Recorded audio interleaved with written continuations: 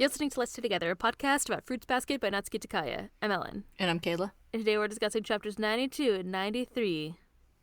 Woo. Question mark? Yeah. Woo, forward yeah. momentum. Yay. Sadness. I guess another PSA before we start, which is that this episode is still about Kyoko and Katsuya, so if you're not about that, as I mentioned last time, then come back next week and we'll talk about something else.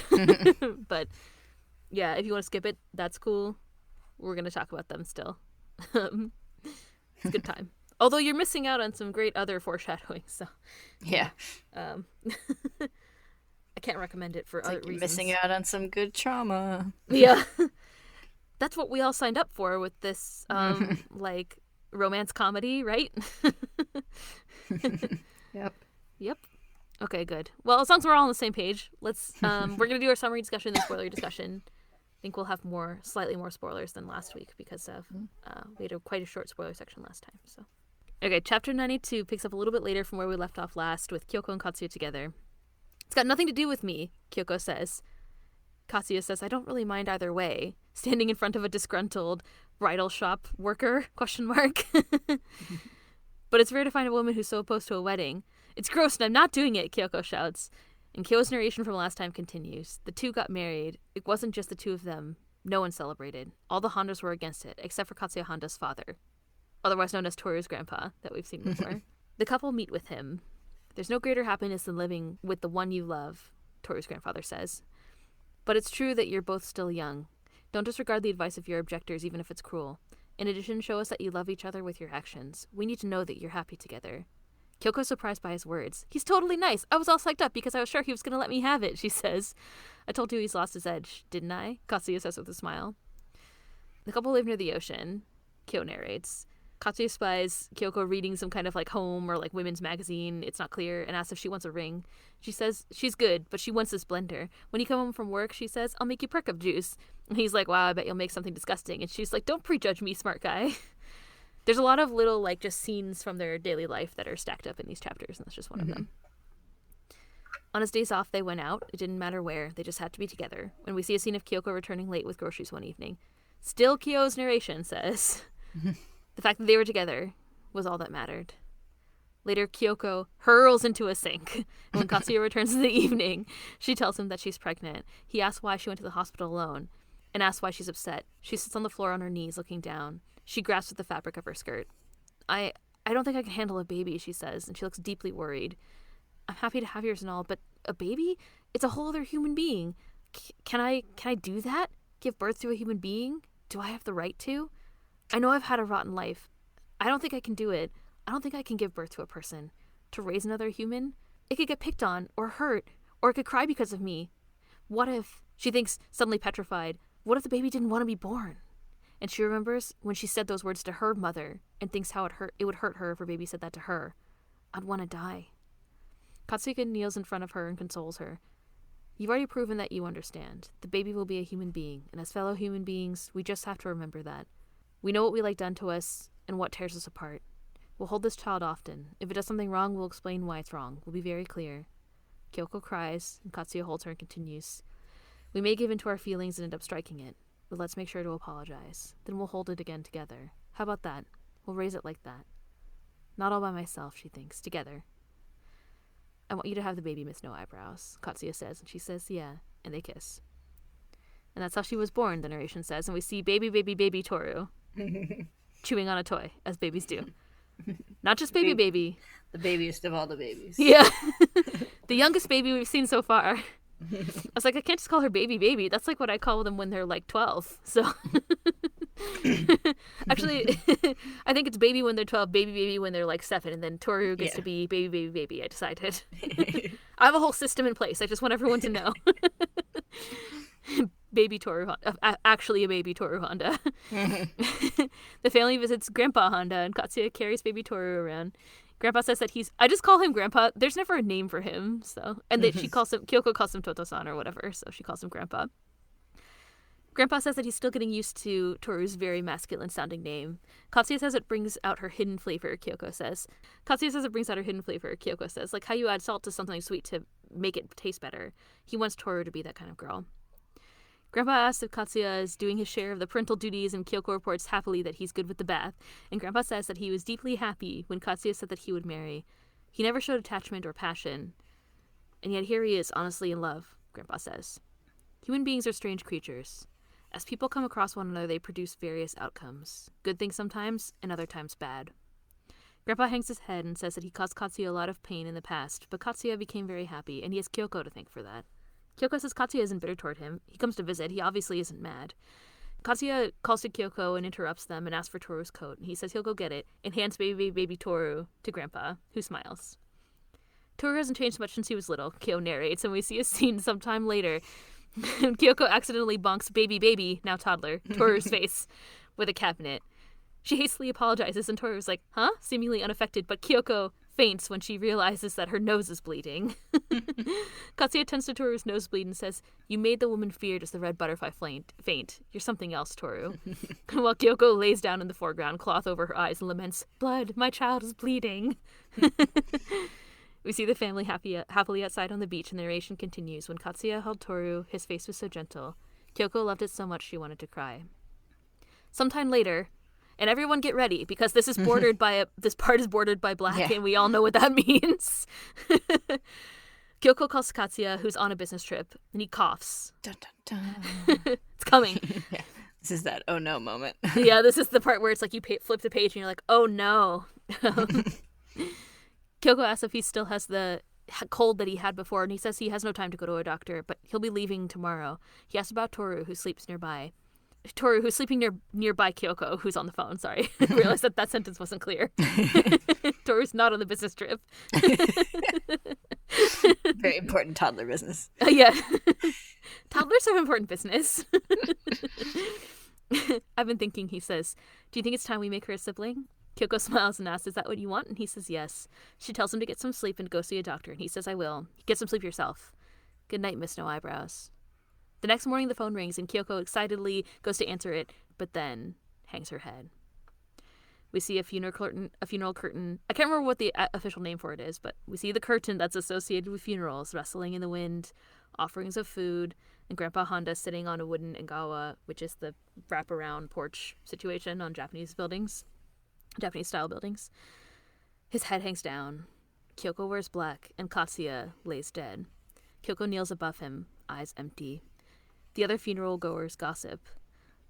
I was against their marriage in the first place. She should have cared for him. What will they do with the child? Poor Katsuya-kun was better off single, they say. Baby Tohru passes through the crowd, slides open the door and peeks in the room where her parents are, and watches her mother kneeling over her father's body and crying. Keep blaming me, Kyoko thinks. Keep making it my fault. Beat the hell out of me. Keep me from standing ever again. It was all too short, the narration says. Katsuya Honda was cremated. After that, he was smoke and ash. We see Tohru and Kyoko outside watching smoke rise from the smokestack. Kyoko goes to collect his things from what I think is a hotel because there's a bed. At first I thought it was an office, but it seems to be a place where he was staying for this trip. She picks up a photograph of the three of them in the room and starts to sob. He's not here anymore, she thinks, looking around frantically, overwhelmed. He's not anywhere anymore, and she falls to her knees. Don't leave me, please, she shouts and cries. She imagines Katsuya standing by the ocean, smiling.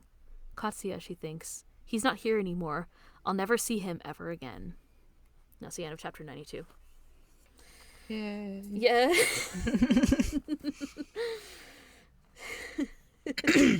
Maybe my Kyoko voice acting could have been better. I mean, I didn't do any screaming this time. I'm sorry.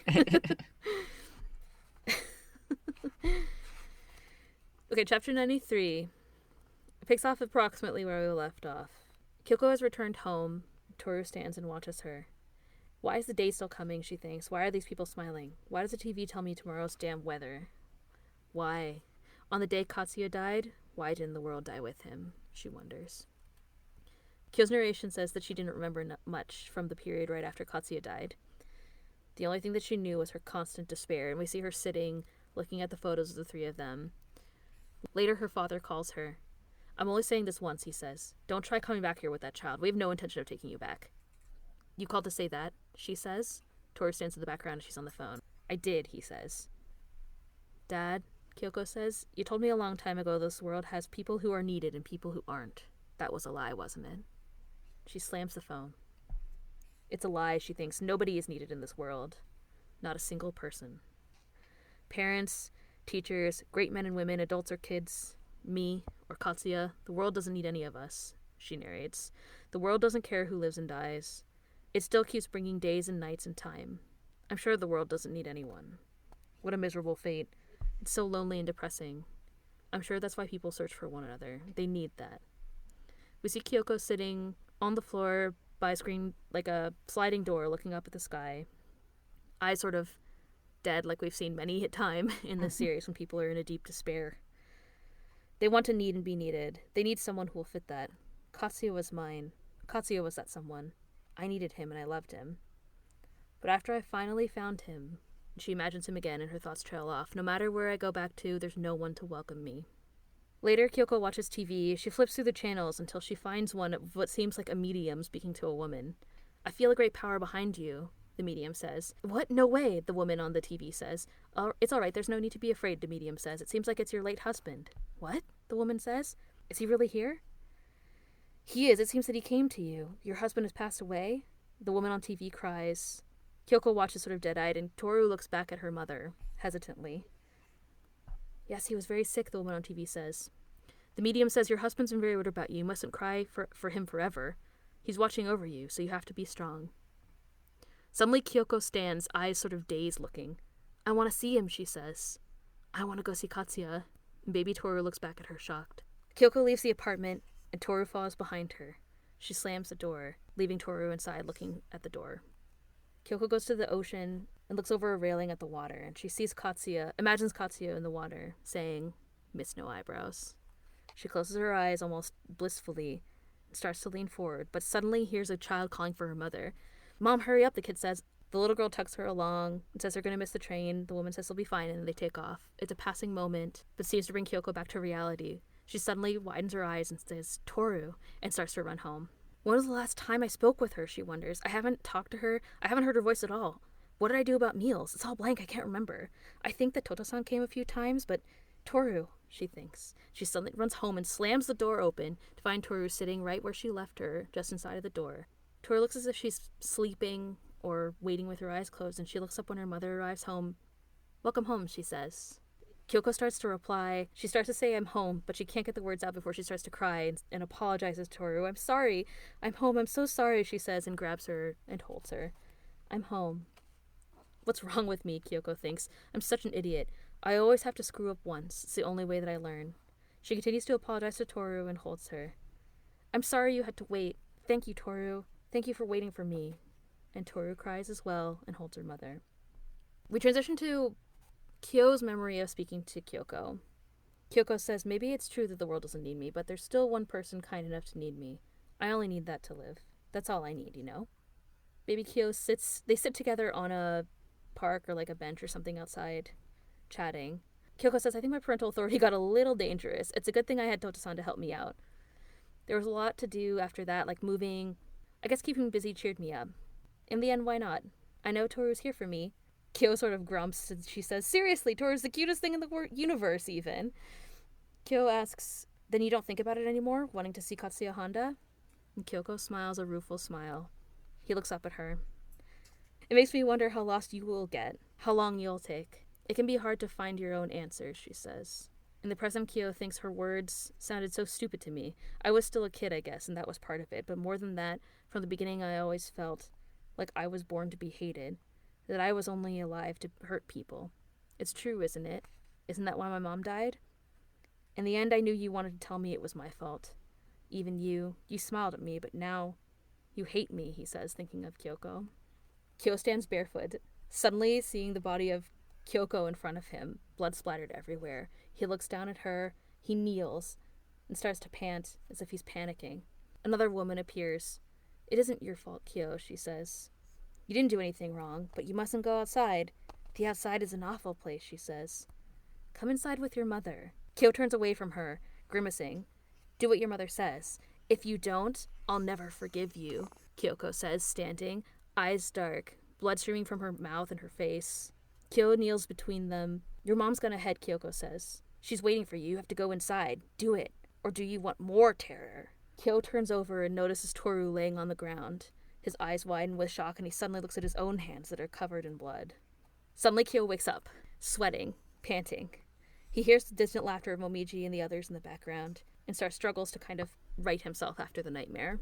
In the kitchen, we see Momiji, Yuki, and Tohru cooking. How about this one, Momiji says? She says, "It's Tohru," which is shaped like a onigiri.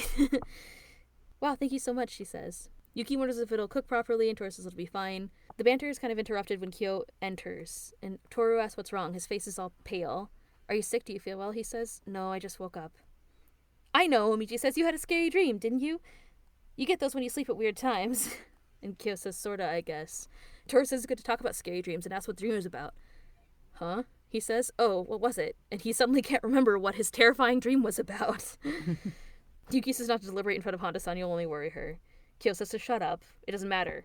Kyo narrates, "I was thinking about impossibilities. That's why I had the dream. It was a warning. I have to know my place. I can't interpret things wrong. It won't happen. Tohru, she can never like me back. The idea is just stupid. Even I hate myself for thinking it. I know I have no right. You don't have to give me nightmares. I'll stay away from her," he thinks. Tohru calls to him and says that they're having hamburger for lunch and shows him one that's been made in the shape of a cat. She offers to make him something else if he's not feeling well, and he tells her to stop acting like he's sick. So Momiji sasses him to come and help them prepare the lunch. Kyo starts to help them, but thinks, I'll stop thinking about stuff that's never going to happen. It's all in my head anyway. Forget about it." And we see Yuki and Tohru and Kyo standing in front of the kitchen, the cooktop, I guess. We see the narration, which is Kyoko's words to Kyo. "You know, everyone has to lose their way once. It's the only way they learn." We see the kids sitting together at the table later, and Momiji says he just realized that this year's New Year's chance is going to be Hattori and him. Tohru says, "It's wonderful, so you'll both be dancing?" And Kyo says, "It sounds depressing to me." The final panel of the chapter is what looks like Kyoko and Katsuya's faces together. And the end of the narration, everyone. That's the end of chapter 93. Woo. Woo. It was a little chaotic at the end, not only because I didn't prepare, but also because it's hard to describe. I always forget that this nightmare happens, and every time it kind of freaks me out. Mm-hmm. Not this time, because I read it before this, just before this, but the first time that I'd read it in a long time, I was like, oh, right, this is happening right now. Mm-hmm. I feel like this part of the story kind of lulls you into this, oh, it's just going to be about Kyoko, and it's going to be sad and whatever, and then it's oh, actually, it's just a nightmare scennario where there's, blood everywhere. Do we want to start with the nightmare? Or? No, sorry. Okay, I guess not. Let's take it from the top. Okay.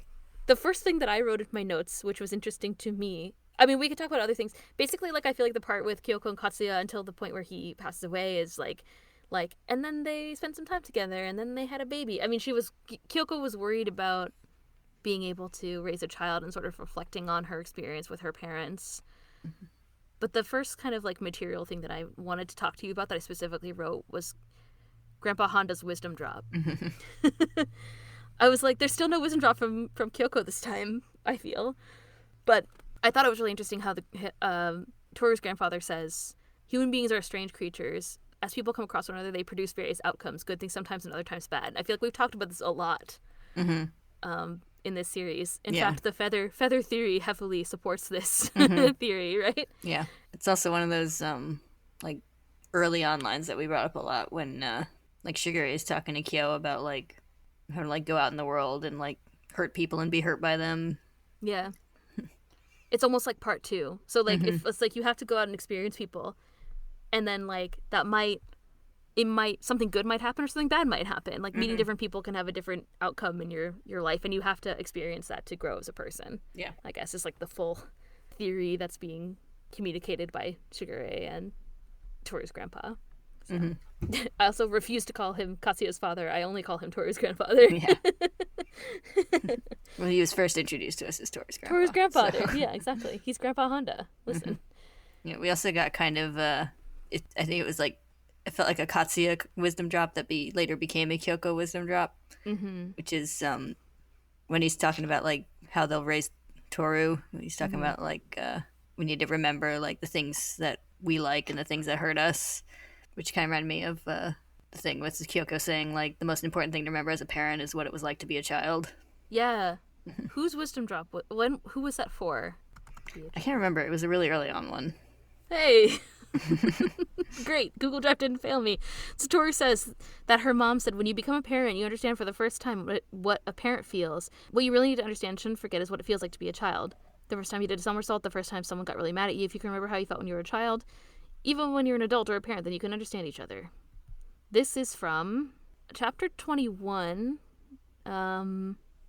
Oh, it's when she was talking to Ayame, your favorite. Yeah. I was like, I think it had something to do with Yuki, but I was like, I feel like his parents were later on. So Yeah, that's what I was thinking too. It was like, is it his parents? But it's obviously not. Yeah, no, it's he says maybe that's what they mean when they say adults are selfish. Like, he was saying that he ignored Yuki's feelings, and Tohru asks if he regrets not spending time with him or whatever as a child. Yeah, okay, there you go. Well, good. Google didn't fail me. So, so that's kind of interesting that is something that, like, it is a Katsuya wisdom drop. I enjoyed seeing in these two chapters, these two chapters and the two that we just read before, about seeing all the ways that things that happened to Kyoko became things that she then passed on to Tohru, which she passed on to other people. it's kind of like that thing about people interacting with each other, producing various outcomes. It's kind of like that whole theme of that story. It's kind of like that. The next note that I have is Kyoko's parents being dicks. This is after Katsuya dies. I like how it's like the idea is just that her father calls. I don't know what the context of the conversation was before, because it's not like they were in contact, were they? And then he's just like, just so you know, I'm not taking you in and your daughter. And it's like, is that all you called to say? Like, what a dick. I mean, that's continued good parenting. Yeah, I don't know. I think it's implied they don't have a relationship, so I don't know why he was calling her in the first place, but just to rub it in when she's down. He's just like, it's been a while since I've been an asshole to my daughter. I should fix that. I have some I don't have anything planned today. I guess I can call and be an asshole to my daughter. So rude. With a little bonus asshole to my granddaughter that I probably have not met. Yeah. No, they don't have a relationship at all. In fact, I think at the beginning of the story, it was just like when her mother died. Actually, I don't even know if they said anything. I wonder who actually went to the funeral. Like, it must have been some of the Hondas, and I guess maybe her parents were there, but they all fought over who was gonna have the responsibility of taking Tohru in. Yeah. Like, nobody wanted to do it. So so depressing. Yeah, like it seems like nice. like it seems like Katsuya's families are kind of dicks too, but at least they have like some sense of obligation toward a family member, even if they're trying to get out of it. Like, they're at least like, well, someone's got to take in the kid. Like, it seems like they at least argued amongst themselves. Like, somebody was going to do it, they just didn't want it to be themselves. Yeah, and then they eventually lived with her. They only like spied on her a little bit in her personal life. No big deal. It's a little spying between, distant family. Relatives. Yeah. A good question. I do think, I remember what we were talking about. We were talking about Katsuya and how sketchy he was last time. And how he's slightly less sketchy this time. Not sketchy this time. He was slightly sketchy last time and not sketchy this time. Yeah. Yeah, he comes off very, like, warm and loving in these chapters. And genuinely supportive. Yeah. And a good dad. Yeah, it's like, especially, I think it comes off how much he loves Tohru.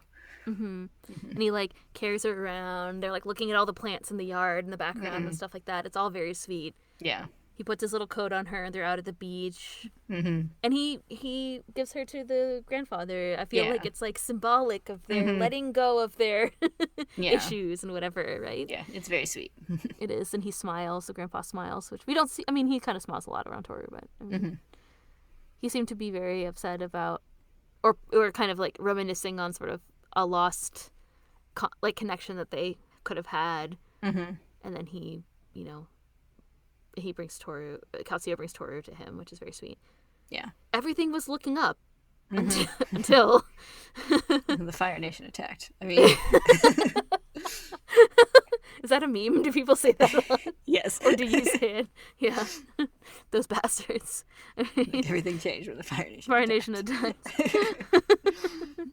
Yes. Yeah, everything was good, and then Katsuya died. Yeah, unfortunately Katsuya died. It's so sad even just seeing like little baby Tohru wandering around, like during all this. Like, she's obviously like she must know something that's happening, but obviously, I mean, she's like what, maybe 4? I mean, I think she's like 3. She's yeah, pretty very small. yeah. It's like, I mean, she's got to be like just so lost and. Actually, I think she said that her dad died when she was 3 at the beginning of the Mhm. series. So yeah, I know. It's nobody because basically like because obviously Kyoko Yeah, is completely yeah. distraught. Kyoko's falling apart, so isn't She able can't to do do anything. anything right now, and the rest of the family's just being dicks. Yeah, being dicks. And then Yeah, I think the grandpa was also pretty upset too, and yeah. he's shown at the funeral being very upset, and Hmm. then he does come. Kyoko has this like vague memory that he was there, but who knows Hmm. Looks if like he how kind of you like helped know. take care of her afterward, but like at that time, like at the funeral, it's like obviously no one was, giving It, this poor child any guidance at her father's yeah, funeral. yeah, or consolation or Yeah. anything. Yeah. Yeah, and she's just kind of there. So Toru, baby Toru kind of haunts the background of all of these things that are Hmm. happening. And you see that Kyoko's just sort of like completely. It seems like she's ignoring her. I mean, like things keep happening. Like it's not like she's. I don't know. Like I guess she maybe is old enough to dress herself. Like she changes clothes. Like it seems like things are happening, but Hmm. the fact that Kyoko's kind of like in a daze, like she's just like, did I make food? Did I do this thing? Like Yeah. Toru just watches her for most of these chapters. So Hmm. yeah, it's very sad. Do you think so? There's a scene where Kyoko goes. She's like, "I want to meet Katsuya." She goes to the ocean, like she goes to the shore. Hmm. Do you think that she was intending to like jump off of the thing? Absolutely. I think Yeah. that's the Okay. intention there. Yeah. I interpreted it that way, and then I was like, I don't know. It's kind of ambiguous. Hmm. It's not as ambiguous as like when we saw with like Momiji's mother or whatever, Yeah. when Like, some other things that we've yeah. seen. Like, I think it's debatable on whether she had like solid suicidal intentions, or if she was just like, kind of part of her like depressed days. It's just like, I'm gonna go see him, like, Mm-hmm. without the full connection that like, in order to do that, I am going to end my life right now. Yeah. Like, It doesn't seem as like deliberate as even say like when we yeah. talked about like Yuki or something Hmm. before, where he's kind of like, I don't know if life would be better if I wasn't here or whatever. Yeah, because then like once she snaps out of it, she like snaps completely out of it and Mm-hmm. like runs back home.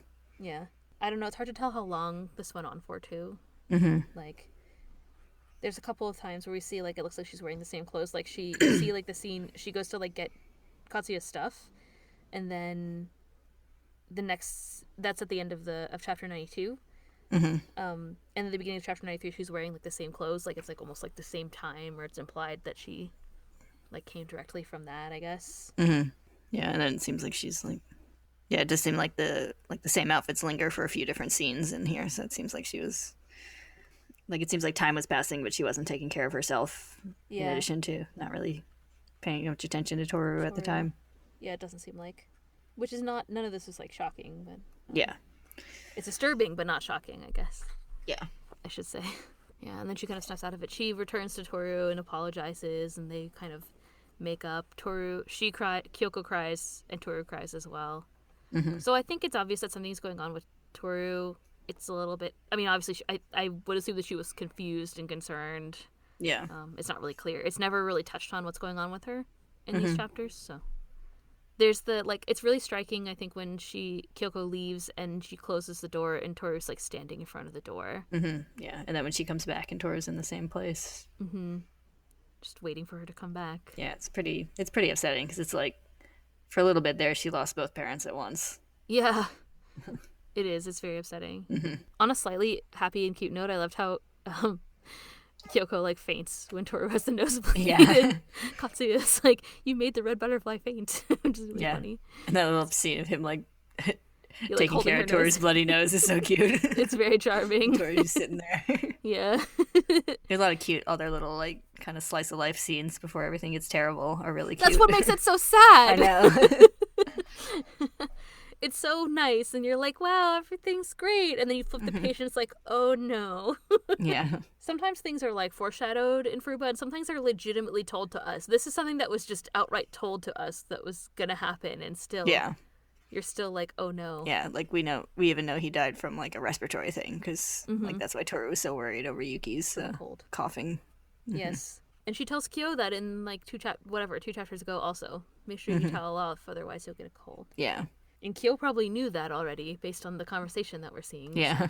So yeah, once you flip that page and there's dark panels and he starts coughing, you're like, oh crap. Oh no. Yeah, we made a joke a long time ago about somebody coughing Yeah. and being like, now they're gonna die. Well, in this case, it was true. Yeah. I can't remember who it was. Oh, it must have been Yuki. But it might have been Tohru. It might have been when Tohru was sick that one time with the fever. You're like, so she's obviously going to die. Yeah. No, in this case, I couldn't make that joke because it was about to happen. Yeah. I chose not to be tasteful for once. Yeah. Okay, I think it's time to talk about the dream. I don't think we have any other things left to talk about. Yep. And by dream, I mean horrifying nightmare. Yeah. The horrifying nightmare is that Kyo sees Kyoko on the bloody on the ground, and he also imagines his mother telling him to go back inside. These two conflicting things. In the dream, Kyoko also says, like, oh, you need to do what your mother says, and she says, I'll never forgive you. He also imagines Tohru in the dream, and then his hands bloody at some kind of... She looks like she's laying, her eyes are closed, as if she's injured, and he's the cause of it. Mm-hmm. Those are the three things that happen in the dream. Yeah. And it's horrifying. I think it's like one of the most violent things we've seen so far. Like in terms of... It's one of those graphic things we've seen so far, I should say. Mm-hmm. We've seen a lot of violence, but... Yeah. Not just like people covered in blood yet, for the most part. So is it fair to non-spoilerly talk about the fact that he seems like he was there when she died? I think at this point, I think we could. I don't because know how you couldn't. We've seen this image of Kyoko in this exact pose in his flashbacks in like reverse colors multiple times. Yep. Yeah. And like before it was like, I don't know who that is, but now like it's obviously Kyoko. Yeah, we talked about it really recently too. It was referenced in maybe 3 or 4 episodes ago. Mm-hmm. It was like a time was referenced where this was shown. It was the Valentine's Day situation where Kyo.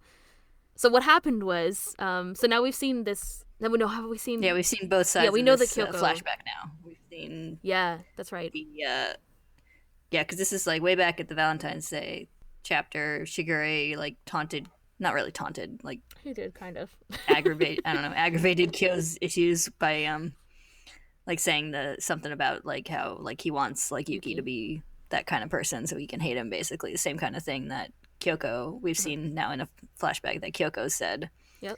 And he had like a flashback to Kyoko in this pose. Yes, he did. And we were like, a woman that looks like covered in blood. Could be anyone. We'll never know. But it's this exact pose. It was this exact pose with her arm bent like that too, actually. Yeah. And it was in reverse. And with her like short haircut and everything. Yeah. It's in reverse, so it's black. So her shirt appears to be black, but it's a white shirt. Mm-hmm. So it's strongly implied that Kyo was there at the accident, or at least saw her dead, maybe on the ground. Yeah. Which is, a new revelation. We've known for a little while that he had met Kyoko when he was younger, but the implication that he was there when she died or was injured at some point is a new one. Yep. And I think it's been informing a lot of this, like, I could never forgive myself if I thought like this or that. How would she feel if she knew? I think he says in this chapter, how would she feel if she knew? How would Tohru feel if she knew whatever? And then it kind of trails off. Like, how would she feel if she knew that he was at the accident? Or that he knew her mother? Or that he knew about her father? Yeah, I think at the start of these flashbacks, he said, like, how would she feel if, like, she knew that I had met Kyoko? And then he starts to say, like, how would she feel again? Yeah, and then it kind of trails off, right? Yeah, it doesn't complete. That he knows so much about their situation and even more, was present. Mm-hmm. Dun, dun, dun. Mm-hmm. We didn't do a dun, dun, dun. Because, we did transition directly into this crazy nightmare that's... Mm-hmm. Yeah. You like flip a page and you're like, oh, and then it's like, oh. So... Yeah. Yeah, it's pretty sudden. It's like, it's still like normal flashback stuff, and then like it's a page flip into Kyoko dying on the ground in front of Kyo. So it's like it's a memory of her smiling. There's a blood spatter, and then it's her dead on the ground, like or dying on the ground when you flip the page. That's also, I don't know if. I mean, I felt weird describing it, so probably it'll come across that way when we get there. It's just like, I guess I just say this now. Like, he's standing there and she's there. Like, I don't know. I don't want to be like, and now he's having a dream. Like, what's he been doing all this time? Yeah. It's kind of this weird, like, falling asleep sort of, like, limbo where he was having these like giving the narration that's like clearly these memories about their conversation that then transitions into this nightmare. So and it's obvious that it's a nightmare, but whatever. Yeah. If you're looking at it, it's got your dead mother taunting you, and then the dead woman in front of you gets up to also taunt you. It's probably a nightmare. What? What are you talking about? He's also barefoot. Like, even the first kind of like panel doesn't look like real life. It's like completely abstracted. Yeah, it's like there's just kind of in the void. It's like a kind of there's a sound effect that looks like a big like heartbeat sound effect. It just is the thump a bump, but I guess it could be from the time, but but anyway, yeah, he stands barefoot. He's actually, I guess he's in the clothes, like the pajamas he fell asleep. No, because he's not wearing a hoodie. Yeah. So it's just like, yeah, it's completely abstracted, and then she's just there, and then there's blood. It's like white background. There's no like ground, like there's no perspective. It's like, what's it called in Fullmetal Alchemist, like with the door? The doors of truth. Is it? Yeah. Am I thinking was it white in there? Maybe I'm thinking of something else. It is sometimes. Sometimes it's black. But yeah, then Kyoko stands and has this like super creepy face. Like her eyes are all dark and she's like bleeding and whatever. And it says, "I'll never forgive you." It's interesting how his mother is shown, like you don't really see her face. It's kind of creepy. Yeah. It's interesting that like his mother in there, because it's the same kind of, like we've seen the flashback to his mother with her like false love or whatever, how he phrased it. And it's the same kind of thing where they're saying like, it's not your fault, you have to go inside though, like we have to stay inside. And then Kyoko's like, do what your mother says. Yeah, and I get kind of a suicide baity vibe from this, just coming off of the Kyoko going like, oh, I'm gonna follow and go see Katsuya, and then her saying in the nightmare like, your mom's gone ahead, she's waiting for you, you have to go inside. Yeah, it does seem like that. Yeah, I agreed with you instinctively. And then when you say also, like, your mom's gone ahead of you, you have to go, that also does sort of have that implication. It's like you have to go or more bad things will happen. And then it shows Tohru. Yeah. Is it Tohru's mouth? There's like, so there's 4 panels on the page, basically.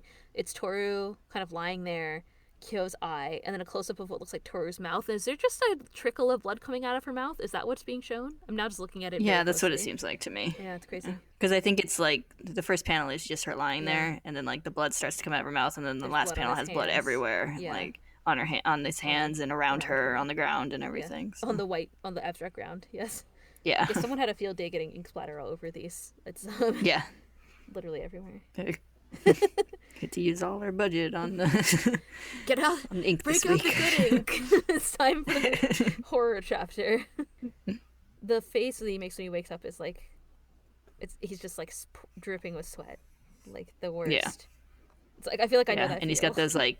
Yeah, and he's got those like narrow pupils that we see on him sometimes. Yeah, that happened a lot during the dream too. So he like kind of looks down, his eyes are normal, and then when his mother starts talking to him, he looks up and his pupils are very small. It's scary. Yeah, it's fun times. So great. I love horror in my shoujo. I mean, yeah. It's very striking. I mean, obviously, so Kyo is still. Should we interpret it a little? I think.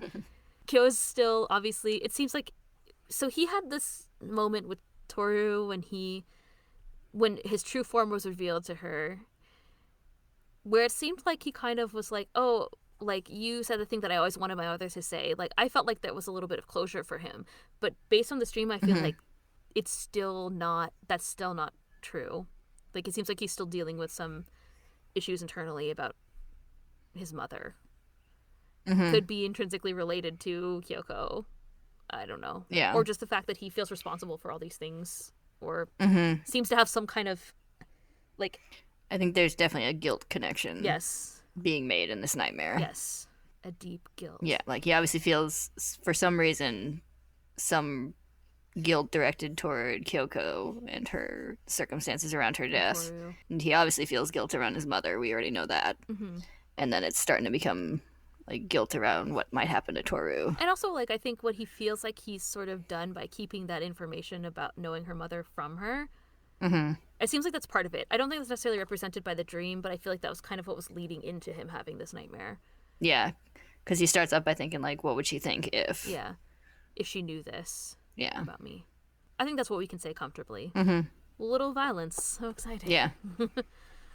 Nightmares. Yeah, it answers some questions, but it raises a bunch of other ones that we can't really draw too many conclusions on yet. No. It's like, I feel like it doesn't necessarily answer questions, but it was just like, it makes his feelings clear, right? Yeah, it just sort of confirms some things that were like foreshadowed earlier. Yeah. So you're kind of like, oh, now I kind of get that.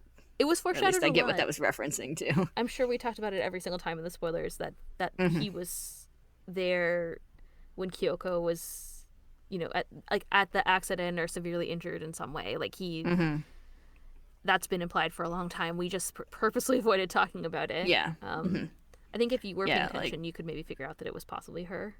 I don't think I did the first time I was reading it. Yeah. So I was like, what? When this became revealed. So yeah. I guess maybe you could also interpret it as him imagining it, but I don't think that that's true. It's so specific and realistic. He's had the same vision multiple times. It's not really like it doesn't seem like a dream, like it's made up. Yeah, he's had those flashbacks, and the fact that like it seems like his strongest memories of Kyoko, like talking to her, was back when she was younger, had long hair. But the specific violent memory is of her like older, short-haired version. Short-haired Kyoko that we know and love from later. Which like he's seen like a picture of her like that from Tohru, but it's I don't think that'd be enough to like create this like strong image. Yeah, I don't think so. Yeah, I don't know. Not like this. Yeah, and it's such a specific image. Like, we've talked about how we've seen that silhouette of her in that exact pose. Same position. Several times. Yeah. Same clothes, same position. Yes. And everything, so. Yeah, I think so. I think we can safely say that. But. On a lighter note, from the podcast that brought you eating together symbolism, we have cooking together symbolism. Yay! They're a family! Yeah. What is going on with Yuki holding that spatula? He doesn't know what he's doing. I think it's just in the middle of being handed off. Yeah. He's holding the handle toward her and starting to let go of it. And she's grabbing it. It's just floating. It looks a little weird mid-pose, but... It is funny. But it's a cute little image of, like, just all of them. Yeah, the three of them there. I like how Kyo's being grumpy, but then, like, they're still kind of, like, forcing him to help them, and he's doing it and stuff like that. Yeah, and it's another of the kind of, like, more lighter teasing rather than the, like, vicious arguing kind of thing. Yeah, they just don't really do that anymore. Even the, like, Kyo and Yuki's most recent blow-up, which was about the hat, and kind of, like, about this. Yeah. Yuki didn't really say anything. Kyo was just really angry and then punched the window and then left, right? So yeah. Momiji's good at teasing. Yeah. He's always in there picking on Kyo, which is cute, in his little brothery kind of way. Yeah. They made hamburgers shaped like all of them. Did they make a rat one for Yuki? We'll never know. Yeah, I have to assume they did. Did they make a rabbit one for Momiji? He's like, I only eat rabbit-shaped food. Yeah. That would be on his, like, blog, or his vlog, rather. Yeah. You'd have, like, a cooking side series of just making little rabbit-shaped foods. Today I'm making a rabbit-shaped Here's eggs cheese. Taste like rabbit. Here's a pancake tastes like rabbit. Tastes like rabbit. Tastes like rabbit. Ew. Actually, it would probably be okay. If you made it like a crepe, like a savory pancake, maybe. Yeah. Have like a galette. That would be very good. Nice buckwheat.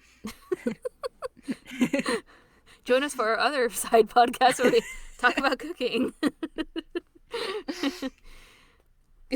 Yes. It was very cute. All the stuff around this was cute. Where like at the beginning, 4 chapters ago, at the beginning of this, they were Moiji and Shigeru were teasing him about the play and all that other stuff. So this is just a continuation. It's like if you forgot, this is what was actually happening, which is that Momiji's at the house. Yeah. And Kyo fell asleep. And we get a little nod that it's almost New Year's again. It is, yeah. He says that Moiji says they'll be dancing. Hattori and he will be dancing. Hattori? Wait. Yeah, it was Hattori. Hari. I had one other thing that I wanted to say, which we kind of talked about last time, and then I probably cut it because we were confused. Last 2 chapters, in one of them, in chapter 90, Kyo says, I want you to blame me, and he remembers Kyoko saying, I wanted them to blame me. And I think that this was referring to the funeral. So when we saw her at the funeral, this is what we briefly discussed, and we're like, wait, that happened this time, not last time. And yeah. I think this is related to her thinking at the funeral, like, blame me for whatever, just keep blaming me, just pile it on me, or whatever. So I think it was related to that. And we've seen similar things from Kyo at his mother's funeral, right? Mm-hmm. Where he's like, it's not my fault. So it's kind of similar, but Yeah, I think we've seen like um, he was saying that it's not my fault, but I think like he also at some point was like, well, if it's my fault, then I don't know yeah, I'll when kill he's like, myself. I'll kill Yuki, then I'll kill kill myself. Yuki, and I'll kill myself. Yeah, Yeah, so it's kind of a like taking in that blame and turning it into like violent negative energy yeah, it's the to kind of keep same. yourself going, kind of thing. Yeah. Yeah, it seems like a similar situation. Mm-hmm. For Kyoko, it wasn't so violent, but definitely very Yeah. negative. And Mm-hmm. then in Kyo's case, it really propelled him through the first 3/4 of this series almost, I think. Yeah. So maybe like half conservatively. Mm-hmm. It's something that it's still bothering him. Yeah. The dreams, I like dreams in media. Like, I always think it's interesting. Mm-hmm. It's obviously meant to be not like farcical. What's a good word? Just not, they're not realistic, but in this case it's interesting that it demonstrates a connection for us that isn't necessarily clear, where it's about, there's guilt that Kyo feels about his mother and about Kyoko and Mm-hmm. potentially about Tohru, and how intertwined all those ideas Yeah. are for him. And it kind of demonstrates what he's been struggling with the last couple of episodes, and I think that, or the last, couple of chapters, things that we talked about regarding him, and I think it's a good way to kind of summarize that idea. Mm-hmm. It was nice to see Kyoko and Katsuya too. I don't think we talked about that very much last time, but like Mm-hmm. We've seen, it's like getting to see Kyoko before she was Kyoko. Yeah. Like, we know her as being this sort of like super knowledgeable, like really someone who seems like put together and motivated to be a good mother, and cares a lot about other people. And I think, like, she's not like she wasn't like that, but I think the bad times, I mean, we can see how the bad things that happened in her life helped her to help other people in the future. We did kind of talk about this, but it's just nice to see all of it kind of together, Mm-hmm. including losing Katsuya also. Yeah. So Yeah. And just seeing Katsuya because we've like yeah, barely seen like just glimpses of photos of him. I think yeah. in the past so far. So. I don't think we've ever even seen his full face until the last 2 chapters before this one. Mm-hmm. I think that's everything that I have to say that's not spoilery. Oh, I did have. Oh, go Sorry, ahead. had one other Oh, little just kind of connection I go made. ahead. Is like Kyo when he's like after the dream when he's saying that like I was thinking of impossibilities, Mm-hmm. like and like I'll stop doing that basically. Mm-hmm. It kind of made me think of all the like don't misunderstand kind of language we've seen, especially around Yeah. Yuki. Mm-hmm. But the whole just like like oh you don't get to hope or think for things like that. Like Mm-hmm. Okay, I think we might have talked about this before too, but I think that that's kind of one of the fundamental differences between Kyo and Yuki. The Yuki continues to hope despite mm-hmm. having all those doubts and being like force fed that Mm-hmm. logic Yeah, I was from gonna say I Kyo. was like in this case Kyo's kind of doing it to himself, Mm-hmm. whereas Yuki mostly had other people doing it to him. I think Kyo's been doing that for a long time. Mm-hmm. Yeah, it seems like it's just it's just like a thing that he does. It's how he, it's not like coping, but it's how he Yeah, it's like managing. manages Yeah, his like deal. yeah, because we even saw that back like during the true form thing when like Kazuma is trying to like kind of coax him into like like he says like accepting that part of yourself to like move Yeah. forward, and he's like I've accepted that I'm worthless Yeah, basically. I've said that I'm Like worthless. It's all Yuki's fault. yeah. Yeah, it's like Cosmo's like, that's not exactly what I intended. Yeah, it's like honey no. No, not even close. Yeah. um, yeah, it seems like he's just still. I feel like he has gotten better. Like, during the beach trek, he Mhm. was like, I'm gonna make the most of the time that I have, but it's obviously still Yeah. wearing on him, and that's what we're seeing. Yeah, and it's still very restrained. Like even the Yes. little bit he's allowing himself to hope is not very much. Mm-hmm. Like, but yeah, just that specific language made me think of that Yeah, it's true. that he used. And we talked about this before a couple times. I have one other thing that I just remembered, which is that I mean, it's very sad, but I really enjoyed the scene that transitions from Kyoko and Tohru to the Katsuya's funeral, where it's just like a Mm-hmm. panel. There's just panels and no words. Mm-hmm. It's very nice use of like a transition space and Yeah. just raw imagery. Mm-hmm. And Yeah, I enjoyed like that. when like visual mediums, embrace their visualness. Like, We've had most of the recent chapters have been mm-hmm. super dialogue heavy, Mm-hmm. which is fine. Like, sometimes you just like need that for the story, but there's Yeah. not a lot of space for those kinds of things. And I enjoyed this run of 4 chapters because there is like a lot of them have There's a good amount of dialogue in the first two, like 3, but in this one there's some places where there's just space of things happening and imagery, and it's very nice. Yeah. There's a lot of just like negative empty space and like the dark, texture and bordering and stuff that we see all the time that Takaya uses and used well, I think. Yeah. In general, I like when a medium like embraces the things that only it can do. Yeah. And so it's nice to see this kind of like comic specific, using comic broadly. Yes. Comic specific kind of storytelling of that kind of use of visuals and paneling and word bubbles or lack thereof. Yes. I think Takaya does this well, and we have an established visual language for all these things. So we know that that's Kyo's narration versus like speech and all these other things. Like it's just technically executed well. Yeah. And enjoyably. So was the dream. Like we were talking about how it's this hard transition into a dream, but like right away it's a dream, not just because it's like suddenly Kyoko is there, but I think also just the way that it's structured. Like it's the way that it's sort of surreal. Like he's wearing these like just completely different clothes, and it's in this sudden white space.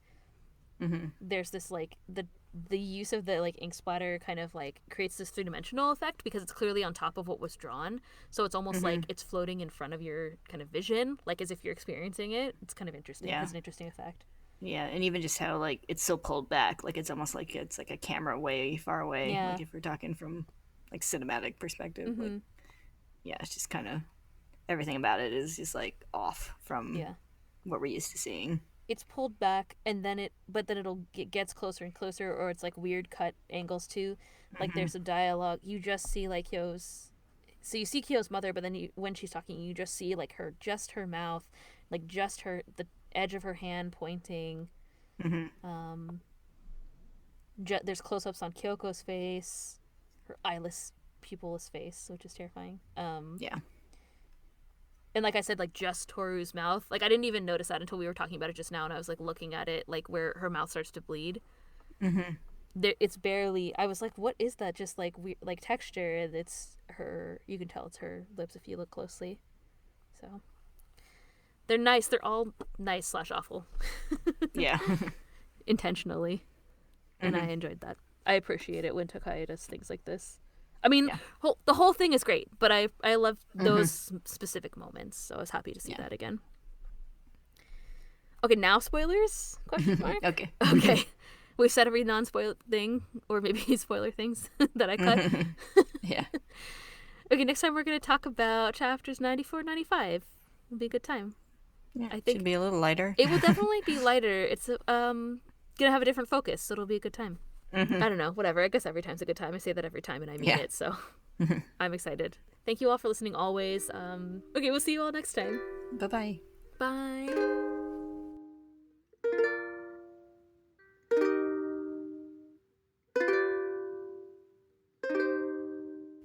Every time we record this, I'm like, oh, I know what I'm doing now, but I never know what I'm doing. It's the secret. The secret to doing anything well in life is just to pretend like you're doing a good job, I guess. Fake it till you make it. Yeah. I always had conversation with my friend because we kept getting promoted into higher and higher jobs, and I was like, I think that the slogan should I think the saying should just be keep faking it. Like you never the truth is that you never make it. Or at least like I feel like if you're trying to be good at something or you're trying to like grow your skills or whatever, then you're never going to make it because you'll always be trying for something better, right? Anyway, that's a side rant about my life, my inspirational speech.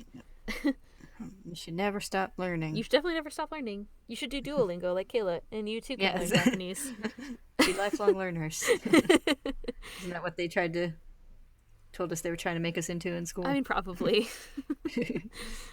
Is it working? Seems like a yes. I think I'm still learning. I'm still learning. Stuff.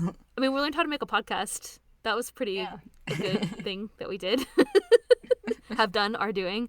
So in the process of doing. Literally currently. Yes. At this very second. Good. Let's talk about spoilers for Fruits Basket. Okay. Not just like life spoilers, I guess. Yeah, life spoilers. I have spoilers for life. You're never gonna make it. Just keep faking it. Okay, spoilers. Here are the spoilers that I have.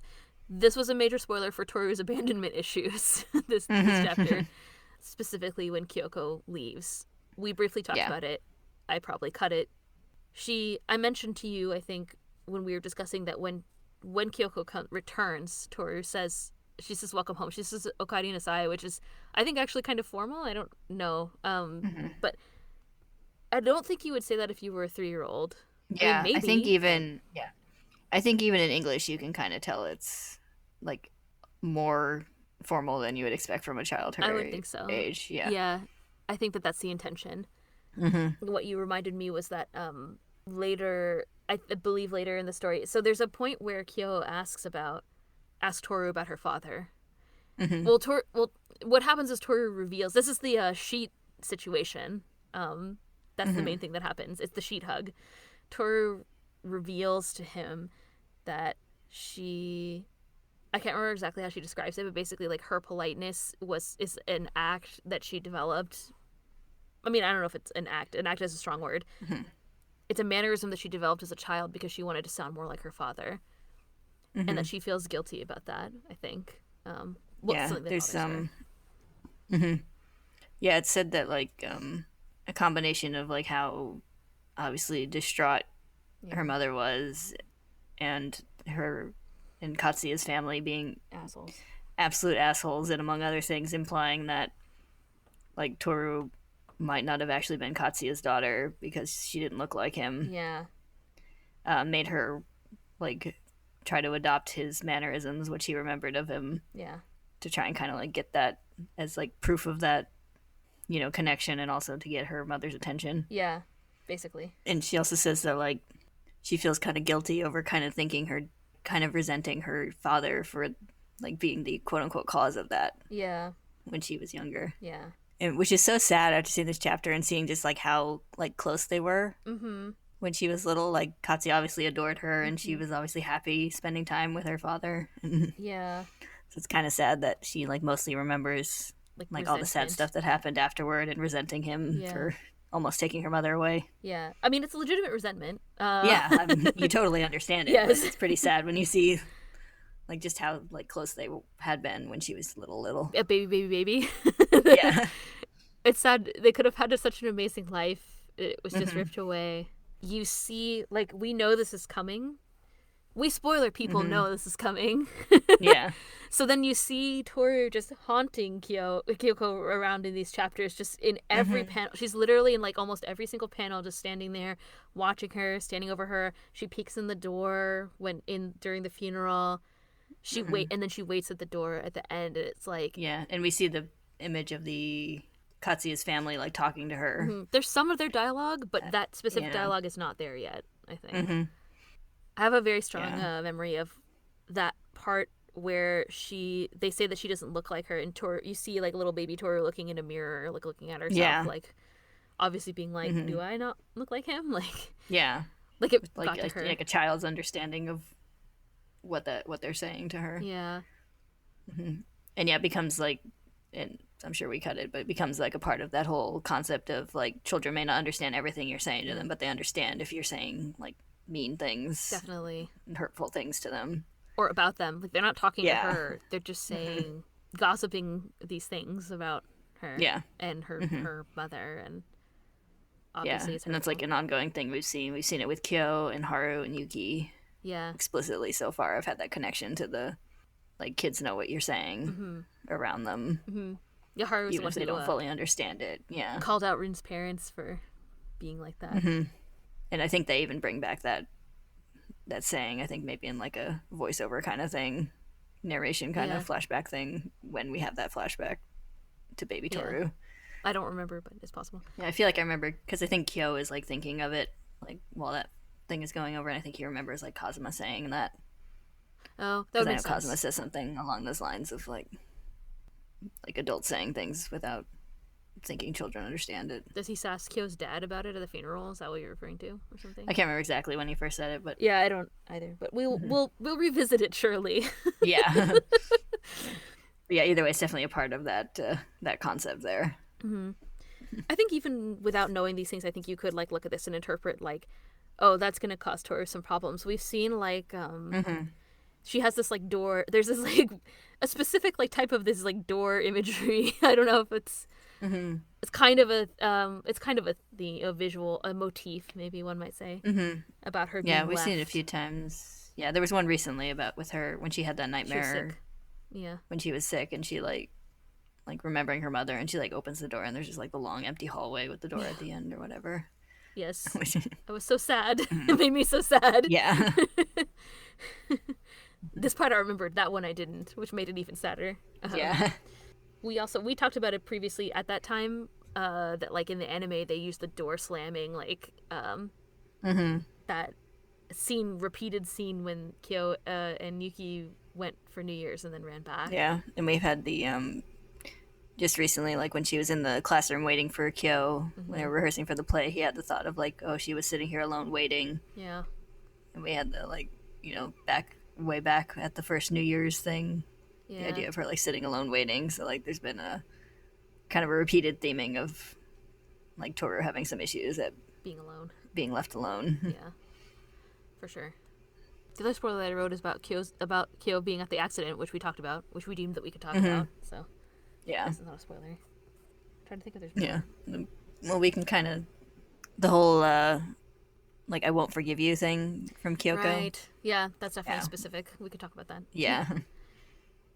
Yeah, he thinks that she said that to him, but then of course at the very, very end it's revealed that like if you don't live up to your promise, she said if you don't live up to your promise, or she tried to say if you don't live up to your promise I won't forgive you, but I think she couldn't. Yeah. As she was severely severely injured. Yes. Yeah.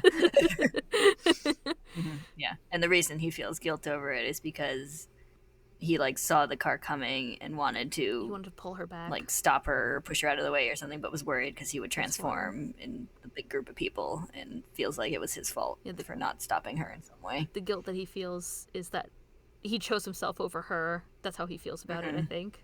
I think it's later that Yuki is like, you can't be like Superman, like what the hell, in their big fight. Yeah. Kyo's so earnest, of course he cares. It's really funny. Yeah. I think the relationship with Kyo's mother is interesting. Obviously, like we talked about, you mentioned something that reminded me of something that I want to talk about in spoilers, which is that the nightmare has a connotation of suicide baiting, which is interesting because like Kyo's mother committed suicide, right? Yeah. So, I mean, I guess what's implied is that he also feels responsible for that, and that's why it's tied into the dream.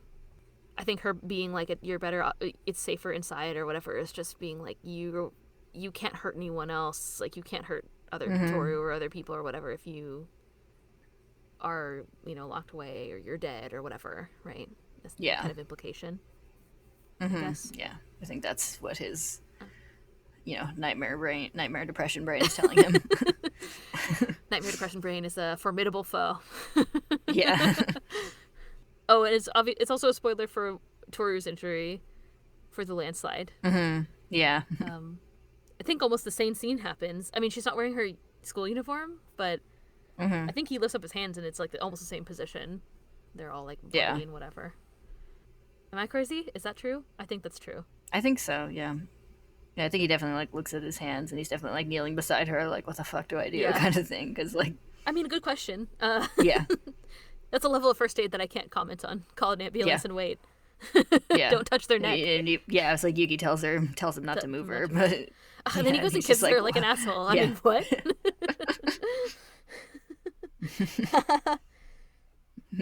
I love it. Yeah. I love it deep in my heart, just like I love the Kyoko and Katsuya stuff. I know that it's wrong. It's fine. But they're good. Yeah. They love each other, okay? They do. Let's just accept it as genuine. In fictional context, it's very sweet and charming and obviously healthy and positive for both of them. He holds their little baby and like walks her around. And stops her nosebleed. Stops her little baby nosebleed. That's how you know he's a genuine caring father. Yeah. Yeah. Here, I had one that I wasn't sure whether to talk about in spoiler and non-spoiler. Okay, I'm ready. I'm mentally prepared. I think the Kyoko and Katsuya stuff, like especially like after his death, is also kind of another example of our positive bonds becoming something negative if you let them have that hold on you. For sure. kind of idea, which, like, we talked about it. We've had some examples in the main, but I decided to wait for spoilers because I think one of the big examples that winds up being is Toru's attachment to Kyoko. Yes. Yeah. Yeah. I agree with you. I'm down with talking about it in spoilers. It'll come back. It's Yeah. fine. We talk about it later. Yes. I think you're right. Yeah. Like, the big obvious one is the curse. Yes. Which we've started to touch on as it being a promise that went sour. Yes. Now. But yeah, I think like there's an obvious connection drawn to the Toru Kyoko relationship. Yeah. Also in that context. And yeah, this just made me think of that whole idea again. Yeah. I think we've talked about it because I feel like I've talked about it at least, maybe not so explicitly tying everything together, but being like, and we can see here in this exhibit A that Toru is having problems about her mother, you know, like I feel like we've at least talked about it like that, but tying all of them together I think won't come until a bit later.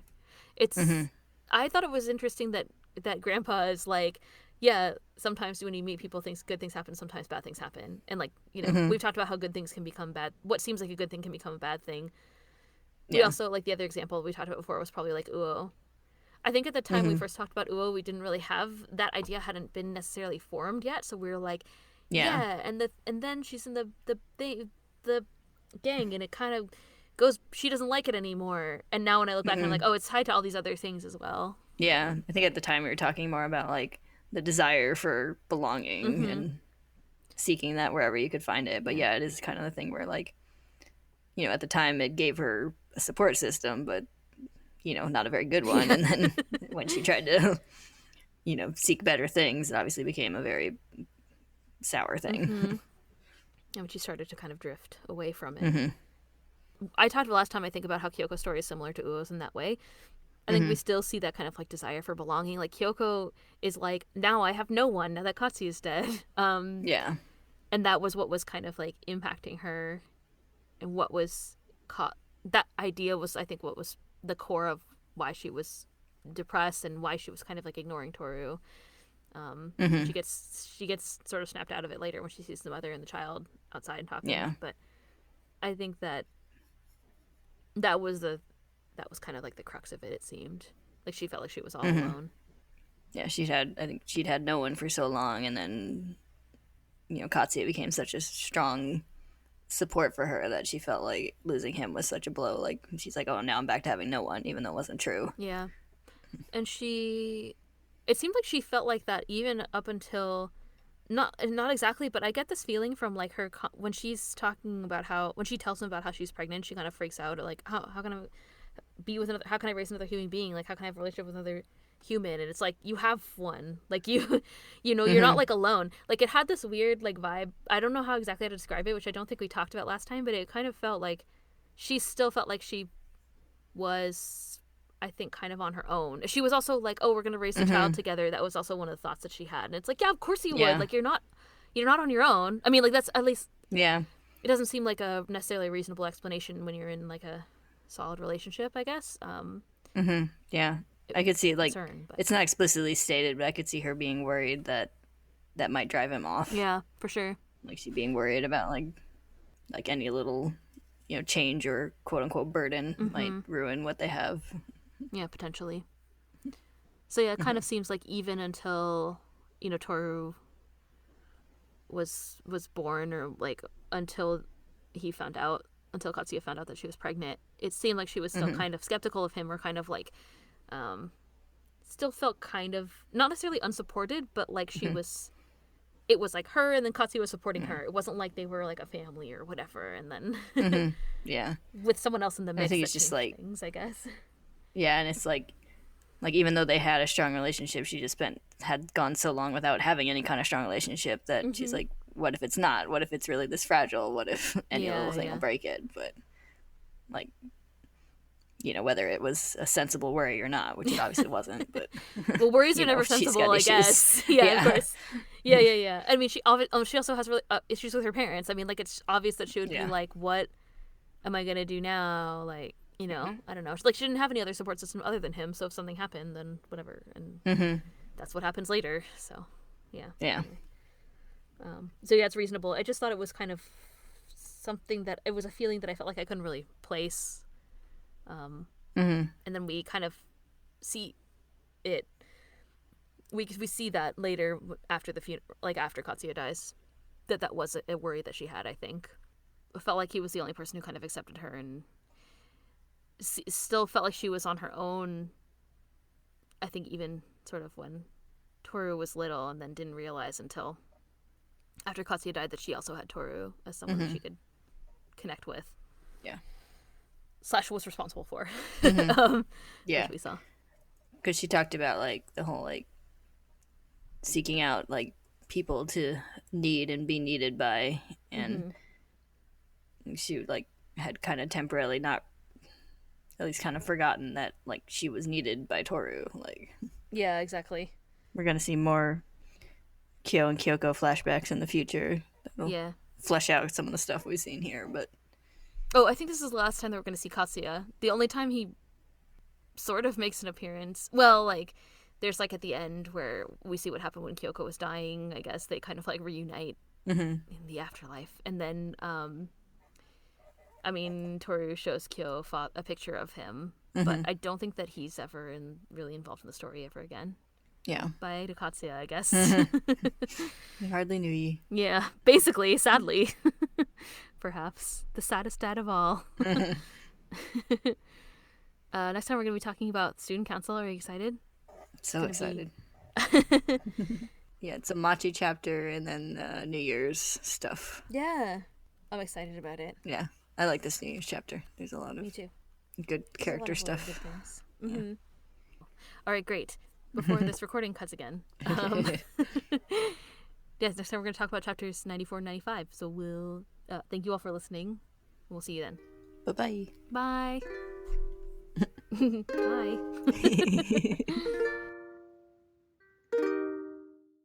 Like everything changed with the Fire Nation intact. Oh, it's a reference that I haven't heard in a long time. Yeah. I haven't watched the show in a while. I should. It's on Netflix, I think. So I think you can. Yeah. Netflix. Well, I have it on DVD because I'm at Toru's level of You mean a thing that like can copy things and then it has lots of things on it? Can you explain to me what a DVD is? Use only 3 words. I mean, it's got menus. Who was dancing with whom before? Did we figure this out? I forget. Yeah, it was Momiji and someone. After? I can't remember who. No. But yeah, I can't remember. We look up the order every time we talk about this because we can never remember it. Let's just forget about it. I'll erase it. It'll be like we never talked about it. Yeah. It's the rat and then the ox. Wait, I have another follow-up question. Wasn't Momiji was wearing the costume the first time? Yeah, that's why I said it was Momiji and somebody. Oh, okay. Good. I don't know. Let's see. Here we go. Did you look it up? It would have been Kisa. Oh, cute. Mm-hmm. That's nice. This goes Tiger, Rabbit, Dragon. Oh. Tiger, Rabbit, Dragon. What's after the dragon? Snake. Yeah, because I think we talked about how Hattori has to dance with Ayame. I mean, it could be worse. It could be Shigure. I mean, at least you're not Kureno and Shigure. And then Ayame has to dance with Rin, which sounds hilarious. That does sound hilarious. Rin probably is just like, fuck this. Who dances with her after? Hiro? Hiro, yeah. I've seen the promo. There's like a drawing of them together in there. Yeah, there's no ambiguously shaded things of him. Oh no, that's fine. It's reminding me to do my Duolingo lessons. Oh, you're gonna learn some Japanese tonight? Mm-hmm. You're gonna learn how to say Ohayo gozaimasu. I can say Eigo ga hanasemasu. Oh, you can speak English. Good for you. I think you can Nihongo hanasemasu if you can say that. Oh, I'm proud of you. So good. You could just walk around Japan being like, Eigo hanasemasu. Yeah. Actually, if you just say Eigo hanasemasu ka, then you can ask if other people can speak English, and that's you're all set. That's what we did when we visited France when I was a kid. We learned how to say "Do you speak English?" in France, and just did that until we found someone who said yes. I liked when we were in Germany, and I was like, "Do you speak Sprechen English?" And they were all like, "Oh, not very well, but I'll try my best." And I'm like, "You can just say a full sentence, like very casually say a full sentence, like obviously you're fine." In French, we would be like, "Oh, bonjour," and they were like, "Wow, your French is so good," and we were like, "What are you talking about?" Like it was really weird. I guess people just like refuse to speak French to them at I all. was gonna say, I feel like they appreciate people making any effort. I guess. I guess. Hello, it's Ellen. If you want to send us a question, you can find us on Twitter at staytogetherpod, on Tumblr at staytogetherpodcast.tumblr.com, or you can send us an old-fashioned email at staytogetherpodcast@gmail.com.